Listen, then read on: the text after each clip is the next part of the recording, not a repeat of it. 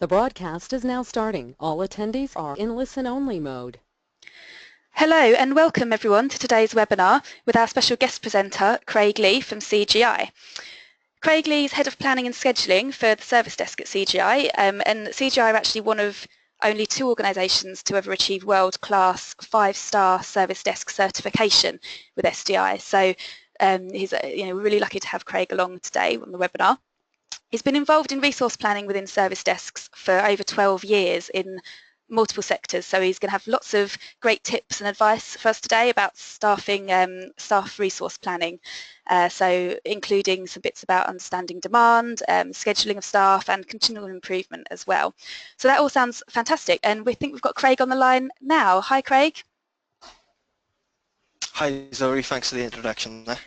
No problem, thank you for joining us. And so to everyone listening as well, just before I hand over to let Craig get started, please do post your questions for Craig at any time during the webinar using your webinar window there, and we'll come to those at the end and we'll answer as many of them as we can. So I'm going to hand over to you now, Craig. Thank you very much. Thank you, Zoe. Hi all, so yeah, I'm Craig, I work for CGI and I'm the Head of Planning and Scheduling. Today we're going to talk about the core ingredients of building a resource model, some methodology, some common mistakes that people make, and then what we'll do towards the end is bring this all back together and create a capacity plan so that we can see what it looks like at the end.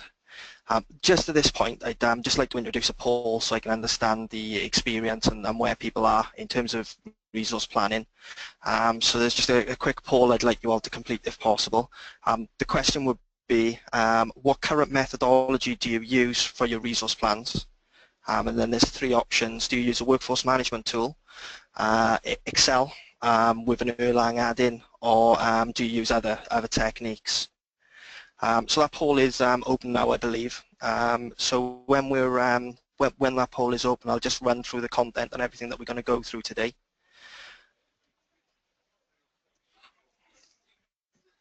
So to start with, we're going to talk about our understanding of how volume comes through to us, how to create a forecast from raw data. Moving on, we then talk about service levels and the varying types of them and how they impact on resource requirements. From there, we'll talk about the resourcing and scheduling of our staff, and then we'll bring it all back together, as I touched on earlier, to talk about the capacity plan. So just waiting for the poll results to come through now.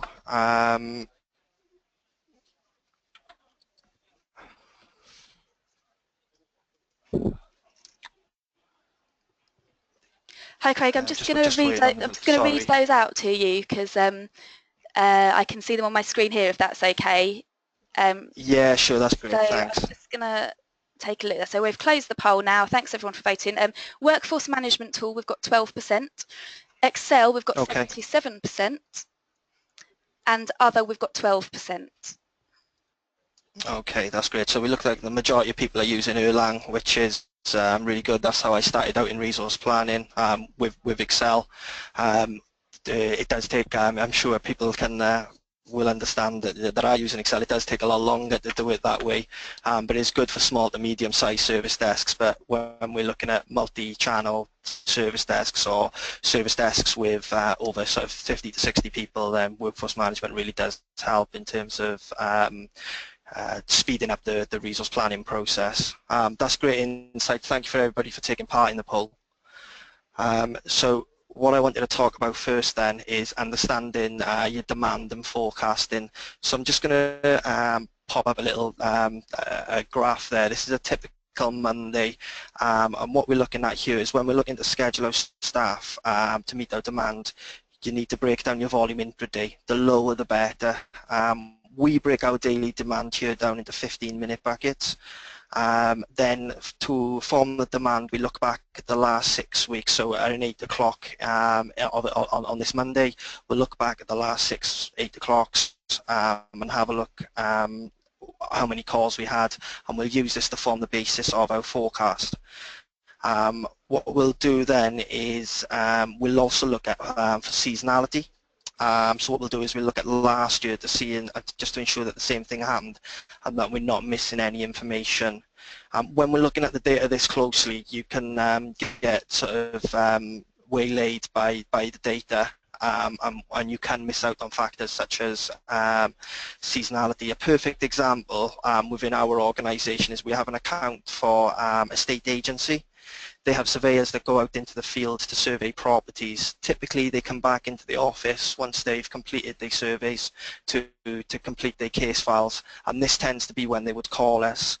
Now during the summer months they'll come back in around 5 o'clock. Now at this moment in time, as the nights are getting, as the nights are dark, they'll come in at 3 o'clock.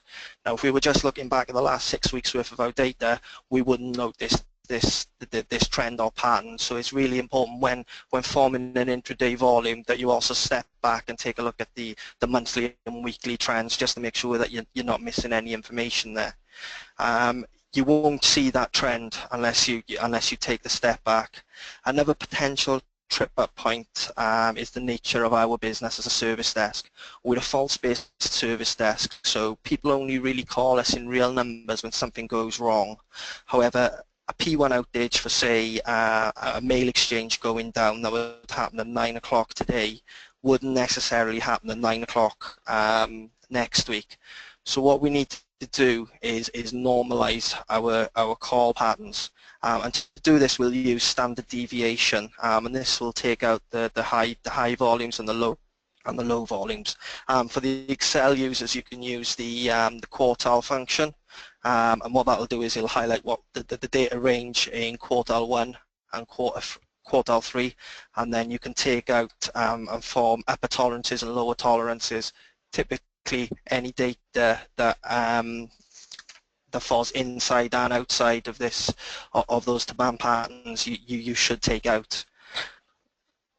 So just to repeat and go over and labour the point, if you like. So investigate your intraday patterns for at least 6 weeks. Also look at last year, what happened. Highlight your abnormal data. Do you need it? If not, take it out, and use standard deviation to root out rogue data. So just showing you, so we're going to move it on to monthly pattern, which what you need really to do your midterm plan, if you like, or your resource plan. Ideally, to form this type of pattern, you wouldn't just take a typical 12 months, you'd have a minimum of 13 months worth of data. Ideally, you would be looking at 2 years. As I mentioned earlier, if you're just going to simply average your data, you're going to become unstuck and get caught out. So you do need to look at standard deviation and make sure that your forecast is within those control zones of the upper and lower tolerances. The purpose of the monthly volume is to formulate that midterm plan. Looking at this graph, we are busy in February, March and April. Then it picks up again in October and November after a sort of a summer lull, if you like. So when we move on to talk about resource plans and scheduling, we'll talk about where to allocate leave percentages in our shrinkage budgets, and also where we can train people. So typically, we'd probably increase leave allowances in those summer months rather than October and November, where we'll need all hands on the pump. Alternatively, if you're looking at recruiting resource, you probably want to be looking at recruiting or starting the recruitment process in August rather than October. If you were to get people to join in October, when that volume kicks off again, they won't be up to speed in terms of productivity and knowing your company and your desk and the processes, and also there'll be a burden on your existing resource because they'll be asking questions, so it'll become a false economy.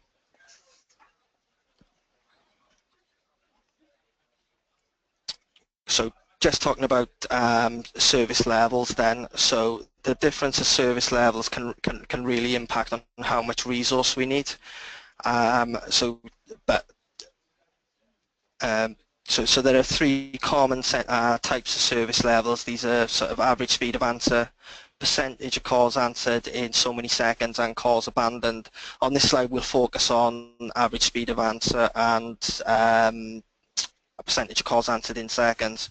Now the different grades of these service levels can impact on your resource requirements. So what I just wanted to show here was that on the top grid there we have 95% or 700 calls on 237 second average handle time would require an FTE resource of 56, but moving down the scale to 70%, then that drops to 51 FTE. So there's a difference of 5 FTE there. If you're running a tight budget or resource is a problem, then it's worth looking at what service level that you need to be running at. When I've worked with service desks over the years, the most common question I get asked is what service level should I be running at? And there really isn't any sort of real simple answer to that question. One company I worked with wanted to spend more time on their backlog, so we're working on their back office than answering chase calls, as the backlog was too high for them. So the majority of calls were people chasing claims. So what we did is we changed the service level from 80% of calls in 20 seconds to average speed to answer of 60 seconds, and this allowed us to put 5 additional FTE into the back office, which enabled us to clear down the back office and stop those chase calls coming in. So if you're in the sales sector or you're running a premium brand, then you want to grab those calls quickly to prevent your customers going down the line to rival brands, and you'd be looking at 95% of calls answered in 20 seconds.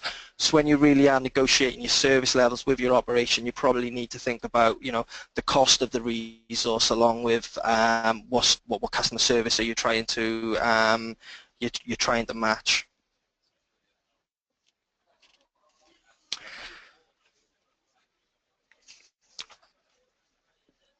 So in terms of scheduling our resource and looking at shrinkage, what I wanted to show you here was the different, so these are day-a-week typical patterns that we get here at CGI, and what I'd hope you'd notice from looking at those graphs is that the profile and the volume changes each day.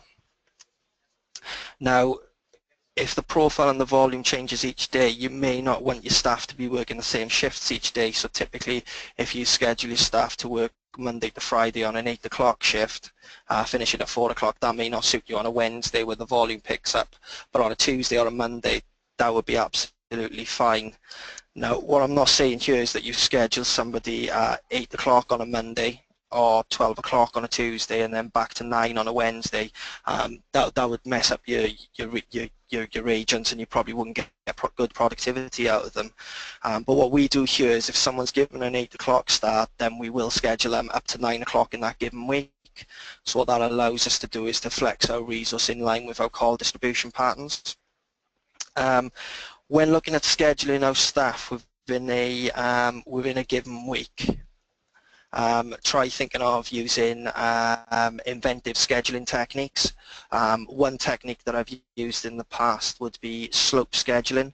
So you would schedule, if looking at this table here, we've got 451 calls on a Monday, which is 27% of the weekly volume. So assuming that an agent works 37.5 hours a week, what you can do is sort of schedule 10 hours on the Monday and then progressively lower to match your call distribution pattern throughout the week, and then you'd need to sort of move your shift patterns and move your staff around that. That'll probably allow you to get better occupancy levels and not have staff there in dead time. However, if you do have typical back office elements or email, then it's probably better to use a standard 7.5 or 8.25 hour shift planning, so that during that dead time you can allocate your resource to doing the back office works or email or even web chat, wherever that resource, wherever the demand dictates, I guess.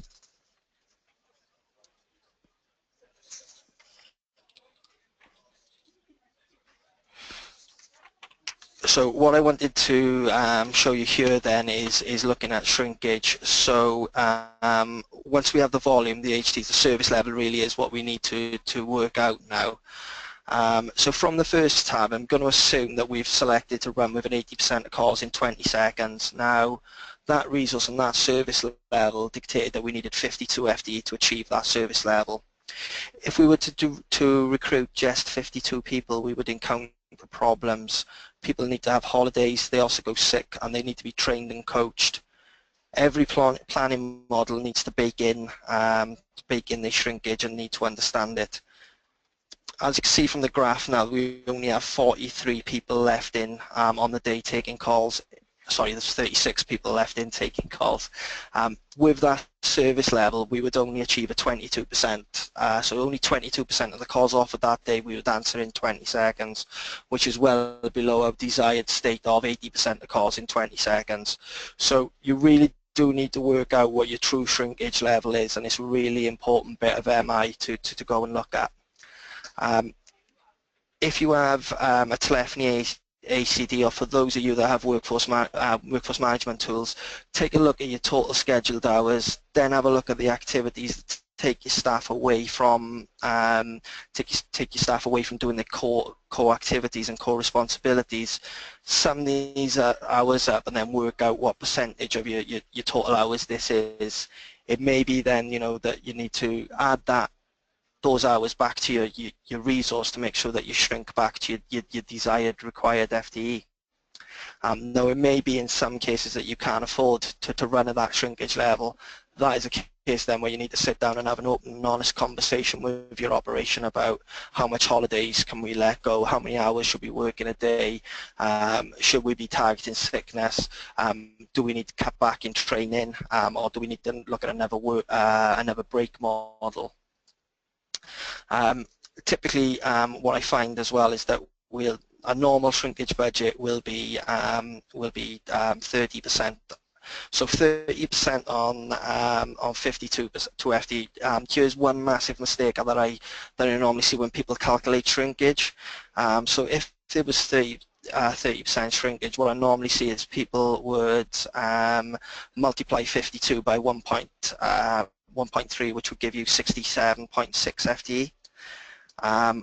But the correct way to do it would be to divide 52 to divide that by 0.7, which would give you 74.3 FTE. What that would mean is that if you were to divide 52 by 67 as a percentage, you would get 76%. So that would be 24% shrinkage that you've added, not the desired 30%. If you divide 52 by 74.4, you will find that you will get a delta of 0.7, or typically you've added 30% shrinkage. Very important for when you're looking at your numbers and understanding where things go wrong. It's a common mathematical calculation that I see go wrong.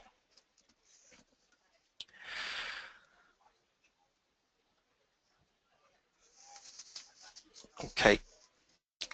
So from all this then, now what we've got here is the ingredients really to look at the resource model.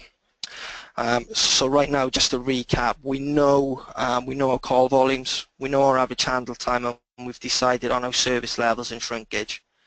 I touched upon this when we looked at the monthly volumes. When we're looking at forecasting, we need to know, we need to recruit and know where our staff are to keep our service level constant. So when creating a staffing plan, you need to think about attrition. How many FTE do you lose per month?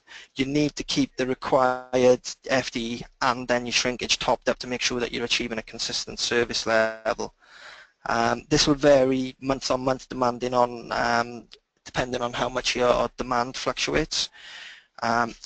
If you lose 3 FTE a month, you need to look at how long it takes you to recruit, induct and train that resource so that they're as efficient as your tenured staff when they go live or when that call spike hits.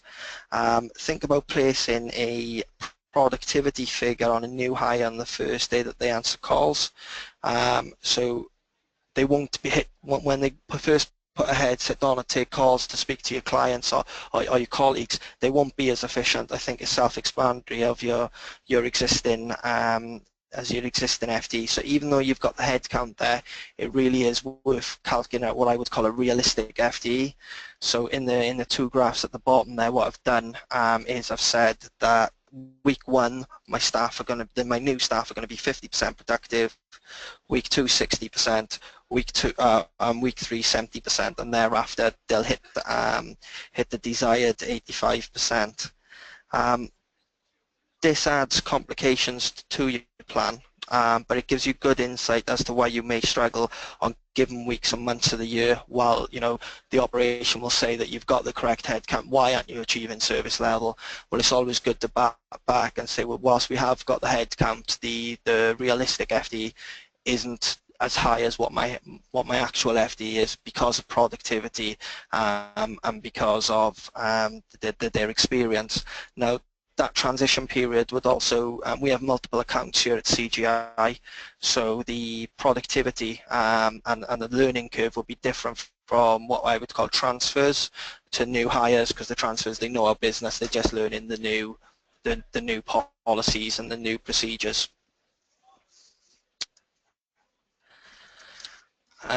So what I wanted to do as well then is share with you some useful links. So these are sort of links and resources that I've used in the past. So we've got Call Center Helper, and there's a really good, the second link is really good. There is for those using Excel and want to test out the current resource models, they've got a download where you can have a look at John Dee's resource plan. It's good just to compare and see if you're missing any factors out.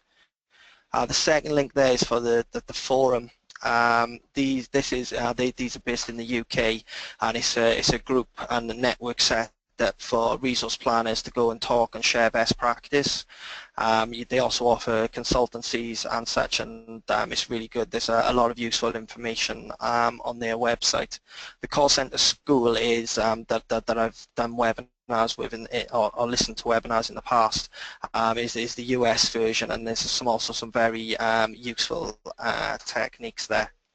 Mytan, you can download a free trial of this based on if your IT department will allow you to do, and this will demonstrate sort of the basics of what workforce management tools can do for you.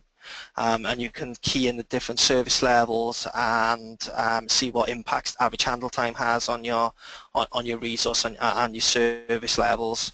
And it'd be a good little it's a good little tool to use as well for power of one. So if you're showing people, that if they go to break at the wrong time, or if their average handle time is particularly higher than the rest of them, they can show them what impact they are having on the overall picture.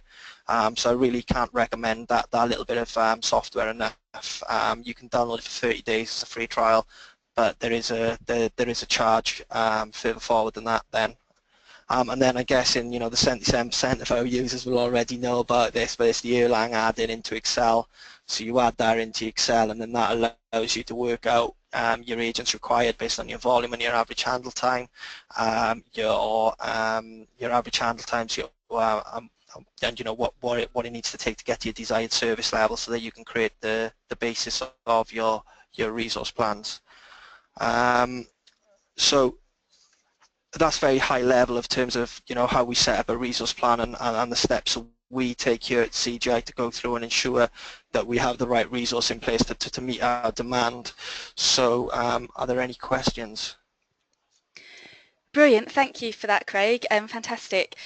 So we do have some questions. We've got one that actually was submitted in advance, so hopefully the poster is listening now. And he said, I manage a 24/7 365 service desk. Do you have any advice on scheduling when it comes to second shift, third shift and holiday hours? So what we do with the holiday hours is that we we give our standard guys hours that they can use throughout the year. So 25 days leave multiplied by 7.5, and then that's how many sort of hours they've got to take off in the year.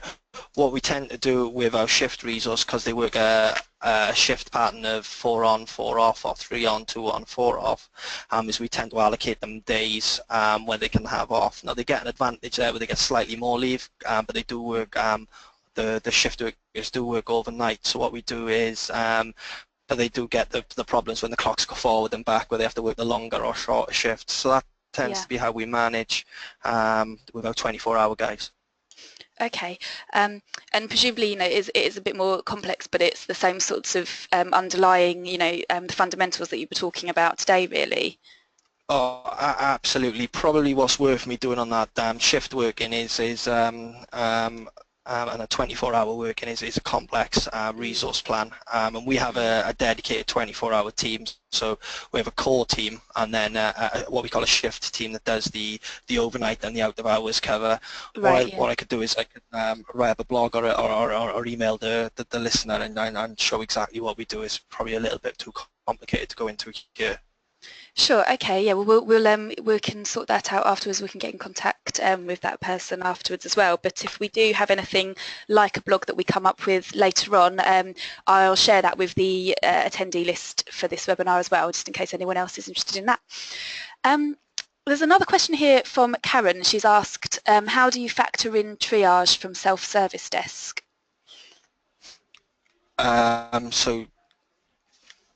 So I think her question, so she said, how do you factor in not only calls but triage from self-service desk as well? So what we'll do is we'll look at we'll forecast that in exactly the same way that we would calls. We'd look at the historical demand on that.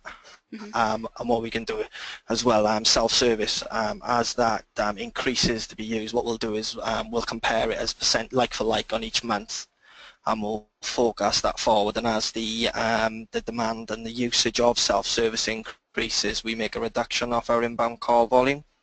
Okay, yeah. So balancing the two, and actually, and again, the same, same theories underlying each channel, because we have another channel question actually as well. I've got two questions that are quite similar, so I'll read them both to you, and then we'll we'll see if you've got some comments on those. So the first one says, about 2/3 of our calls come through email, so how do you account for this? And the second question says, how would you manage scheduling in a multi-contact environment? So I guess they're talking as well as email and call, they're saying sure. Analysts will be working phone or chat. Oh, and this is interesting, taking more than one chat at once. Okay, so we do all of them. We're an omni-channel, so our guys will take calls, emails and web chat. What we do in terms of blending the activities together is we blend calls and emails. Why do we blend calls and emails and leave chat aside? Well, calls are perishable items, so what I would call perishable items. So you need to deal with them in 20 seconds, the customer is there, they want a response. Email, the customer's gone away, so I would say that's non-perishable. So you can pause it, you can come back to it, and you can respond as long as that is within your service level. Now, chat is the same as calls, so in my mind it doesn't sit right that you would pair the two together. So if you can imagine being on a call and dealing with a chat, I would imagine that one of those customers or clients or colleagues are not going to be getting the equal amount of attention, and it would be something's going wrong. You'd need to have mind on two things, which I don't think will lend itself to either quality or customer service. In terms of forecasting and scheduling for it, we got a workforce management tool. So again, what we do is we plumb that all into our workforce management tool. So we got voice calls coming in with the service levels, chat going in with the service levels, and email. What the system enables us to do is look at the resource requirements for each channel. And what it'll do is it'll schedule the guys throughout the day based on the demand to achieve those service levels.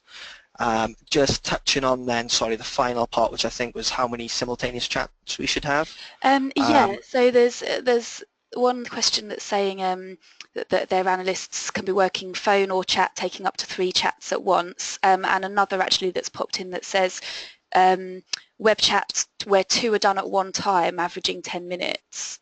So yeah. Okay, so in customer service land, I've seen examples where simultaneous chats run up to 6. In a technical environment, and what I see here is I wouldn't recommend that. Our guys tend to get a little bit lost when they do anything more than 3. So our experienced guys will get 3 web chats, and then we'll build up that experience with our new resource or people who haven't had exposure to chat with 1 and 2, so that they're comfortable in dealing with it. Does that answer the question? I think so. If the posters are still on the line, feel free to post a follow-up question if you'd like to. Otherwise, if we can just go skip back for a second to early on when you were talking about the was it slope scheduling, the calculation that involved the number of hours and the sort of percentage that was needed. Yeah. Yeah. So, Is there a kind of a formula for that as well, or? So all I've done there is I've looked at my day of week percentages. So the 451 calls is 27% of my weekly volume of 1,673 calls. Yeah. So what I've done then is I've applied that percentage to the contracted hours that we've got here of 37 and a half, 37 and a half hours. So and for an individual, that's very simple.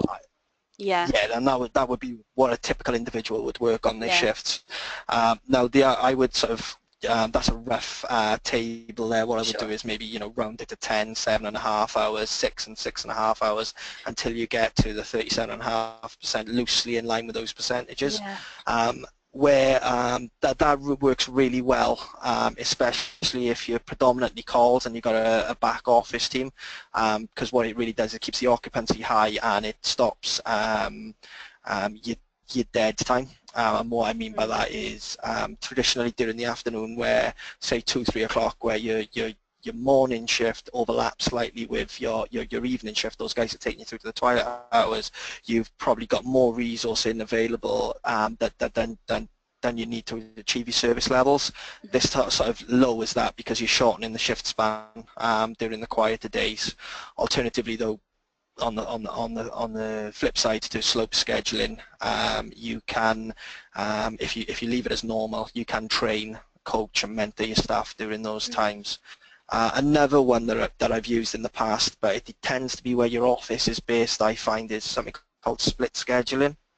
Okay. So what you do is you have an X amount of your resource that'll work 8 till 12, have then 12 till 4 off, come back in and work 4 till 8.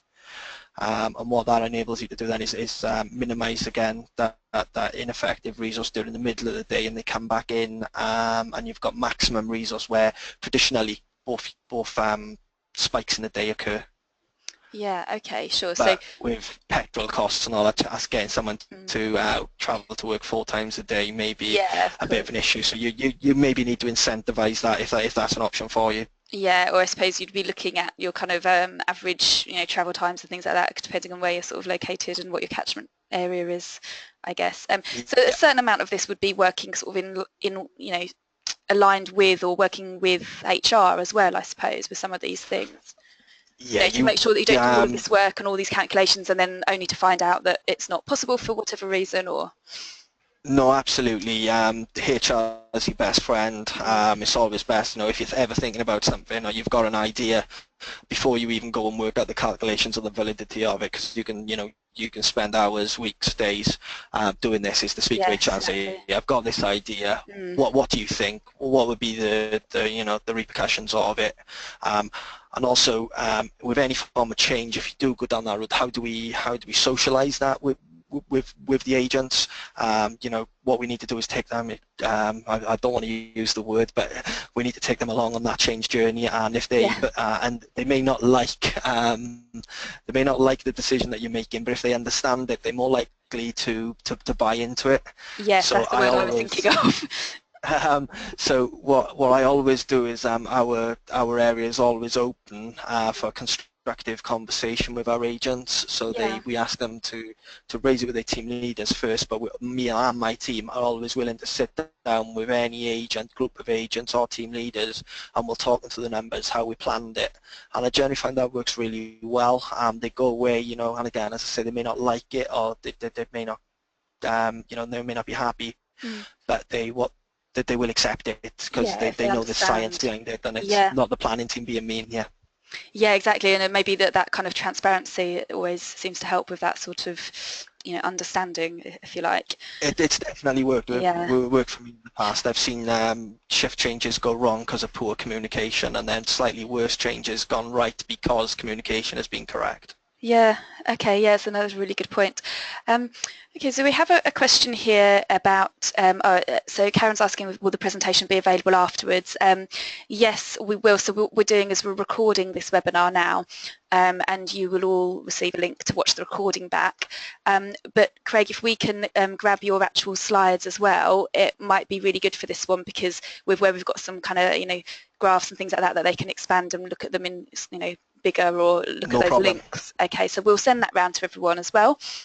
And Karen also asks if, as someone who's new to this data analysis, are there any helpful resources for best practice and where to start? So as well as, I know you gave us those ones at the end, is there anything that's more sort of, real starting points? So the call center helper is Okay. is definitely, so those links are the ones that I've used, and they would be the only ones that I recommend. Okay. I'm Yeah. not, and that's from experience, not for any sort of affiliation with any of them. Sure. Call center helper, there's forums there which you can post on. The community is really good. They come back and answer you. Okay. The forum for so you can go and have a look at the data on their website and the case studies and the white papers. Again, I have had them come in and audit my team and show me where to go in previous life at a cost, but they are really good in terms of connecting you with other resource planners. And again, even in the same sector, if you're not a direct competitor, they can get you together, or where they can't get you together, they can put you with like-for-like contact centres or service desks to help you out and give you insights on that data. So I would recommend them. Okay, brilliant. Yeah, that sounds like a really good idea. There's just one more, if we can. We've got time, I think, for one more question from the listeners that says, do you have any scheduling and or resource tips for flexible working, or would you not recommend it? So flexible working, if I understand the question correctly, is where someone needs to work part-time hours because of childcare issues or other such issues. Yeah. So we can't get away from it. We have to embrace it. It's employment law. Yeah. And the benefit is to work around that. Now, where those sort of shift patterns are in play, I always separate out my resource. So I plummet in my capacity of my flexible workers first, and then layer in my flexible resource on top so that it covers the gaps of where they're working. Now, that then, if you think of water rushing over rocks, it'll take you to the top and take you to the water distribution level, if that makes sense. So you can't move your flexible working resource. Yeah, so put those in first. Yeah, absolutely, and then your flexible, so your guys that can work around the clock or haven't got any restrictions, schedule them on top of that then, and then you should be able to still meet your call distribution pattern. I wouldn't recommend anything over sort of a 70-30 split between your full-time and your part-time hours. Yeah. Anything more than that, you could be struggling with covering certain parts of the day. But it's if you've got a choice, again, then if you're looking at implementing part-time because of demand, what I would look at, if again part-timers really work, is if you're voice or chat only. But if you want to generate the capacity in the afternoon hours to target your backlogs or your tickets, then sticking with full-timers is really the way to go, because you'll have that additional capacity during your traditional quieter periods of the day.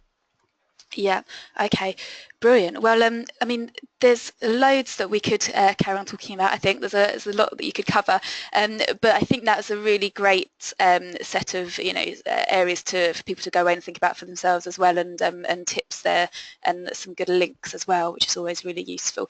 So thanks so much, Craig, for joining us and for giving that presentation today. No problem. Thanks for your time. Absolutely. And as I say, everybody will receive the link to the recording and also the slides as well. So thanks everyone for joining us, and thanks again, Craig, and we'll end the webinar there. Thank you. Okay. Thanks. Bye now. Bye.